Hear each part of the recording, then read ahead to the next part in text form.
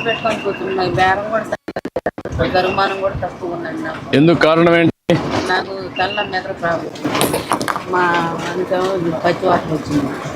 ఆయన పని చేయలేదు. అందుకని పొలం పోలేకపోతున్నాను. అసలు పుట్టి సాగట్లేదు. జరిమానం లేదండి. కలెక్టర్ గారు, ఈ అమ్మాయిని కూడా రీహాబిలిటేట్ చేయండి. ఫ్యామిలీ స్టడీ చేసి ఏం చేయగలుగుతామో షాప్ అవన్నీ పెట్టించి. నీకేం వస్తుందా గవర్నమెంట్ పరంగా? ఇప్పుడు పెన్షన్ రావట్లేదండి. ఇద్దరికి ఎవరు రావట్లేదు. వయసు నా 58 ఆ మధ్య ఉండేయండి.